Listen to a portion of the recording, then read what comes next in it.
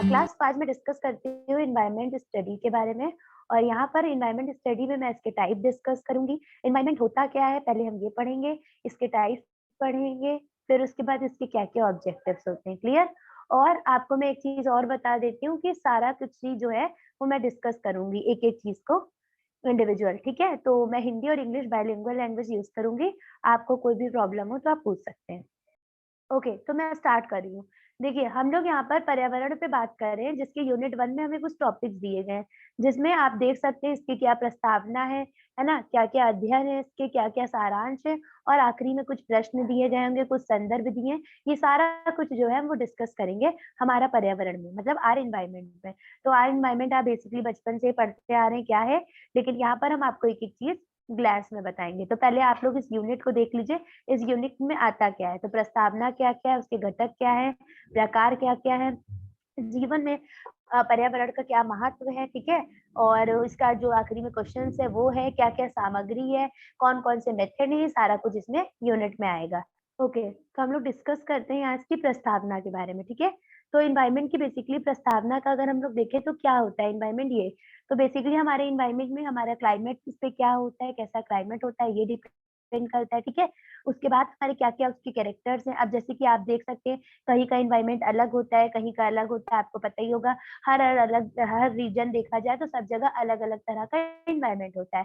तो ये यहाँ पर क्या बता रहे हैं कि जो एनवायरनमेंट आप पढ़ सकते हैं, पृथ्वी की विशालता के बावजूद जीवन उसके बहुत ही संपूर्ण क्षेत्र में पाया जाता है, जिसे जीवन मंडल कहते हैं। अच्छा, आपने एटमॉस्फेयर पढ़ी होगी, बायोस्फीयर पढ़ी होगी, लिथोस्फीयर पढ़ी होंगी।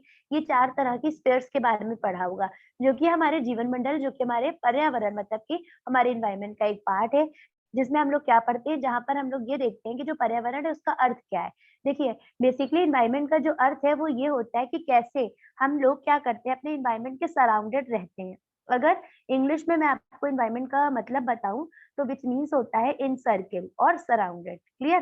तो बेसिकली ये हमारा एनवायरनमेंट का मतलब होता है और यहाँ पर इन्होंने बताया है कि हर एक जो पर्टिकुलर ऑर्गेनिज्म होता है, वो अलग-अलग एनवायरनमेंट में रहता है। हम लोग का एनवायरनमेंट क्या है, कोई बता सकता है इस समय? तो बेसिकली हम अपने यहाँ एनवायरनमेंट की बात कर रहे हैं, तो जो एनवायरनमेंट होता है, वो हमारा किस पर डिपेंडेंट होता है, वो हमारे पर्टिकुलर एरियाज़ पे डिपेंड होता है। जैसे कि अभी हम लोग को जो भी मौसम देखने को मिल रहा है, वो कैसा देखने को मिल रहा है? थोड़ा-सा ठंडा और नॉर्मल, मतलब कि मीडियम मिल रहा है। ऐसा नहीं है कि बहुत ठंडी है और ना ही ऐसा है कि बहुत गर्मी है। तो हर जगह का अलग-अलग एनवायरनमेंट होता है। हमारी बॉडी में जो भी सबसे ज़्यादा इफ़ेक्टेड होता है वो हमारा एनवायरनमेंट होता है। बहुत सी चीज़ें हम एनवायरनमेंट से अडॉप्ट करते हैं, ये सब तो आप लोग मानते ही होंगे। अब देखिए, जैसे कि यहाँ पर इन्होंने एक संरचना की बात की, जैसे मनुष्य की संरचना की बात करी, तो इसमें हम लोग ने क्या पढ़ा है? इसमें हम लोग ने ये पढ़ा है कि अगर हम लोग एनवायरनमेंट डिफरेंट एनवायरनमेंट देखें, तो वहाँ पर हमें क्या देखने को मिलता है? वहाँ पे बेसिकली हमको अलग-अलग तरह के लोग देखने, अब जैसे कि अगर हम ठंड रीजन में देखें, तो वहाँ के लोग स्वेटर पहने आपको देखेंगे, ठीक है?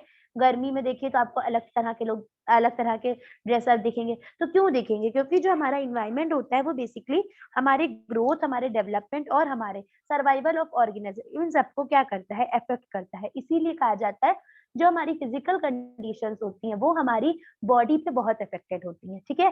तो जैसे-जैसे हमारा एनवायरनमेंट रहेगा वैसे-वैसे हमारी बॉडी में जो फिजिकल कंडीशंस होती हैं उनमें भी हमें चेंजेस देखने को मिलता है। आपको आपको एक चीज़ और मैं बता दूँ, एक हमारा एनवायरनमेंट प्रोटेक्शन एक्ट था जो कि 1986 में स्टार्ट हुआ था।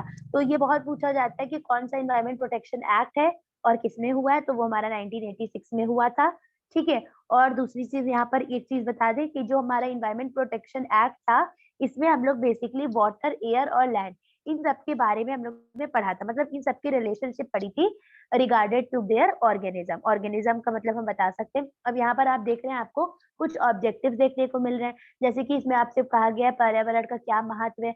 मैं आपको बाइलिंगुअल लैंग्वेज में पढ़ाने की कोशिश कर रही हूँ, जिससे कि आप अपने वर्ड्स में भी चीज़ों को लिख पाएँ। जैसे कि आपका क्या है, जो पर्यावरण है उसमें आपका क्या महत्व है, तो आप बता ही सकते हैं। अगर हमारा पर्यावरण सही रहेगा, तो क्या होगा, हमारी जो फिज़िकल कंडीशन है, जो हमारी फिज़िकल ग्रोथ, डेवलपमेंट, ये सारा कुछ क्या होगा, प्रॉपर्ली होगा, ठीक है? तो ये सारा चीज़ें, फिर उसके बाद इन्होंने क्या किया, प्रयोजन को मतलब पर्यावरण का कौन से ऐसे अध्ययन है, जिसे हम समझ सकते हैं, ठीक है? फिर यहाँ पे इन्होंने सस्टेनेबिलिटी डेवलपमेंट बताया है, वो क्या है, इन सबको हम एक-एक डिटेल में पढ़ेंगे। जब ये पूरा चैप्टर खत्म होगा, तो लास्ट में आपको सारे इसके आंसर मिल जाएँगे।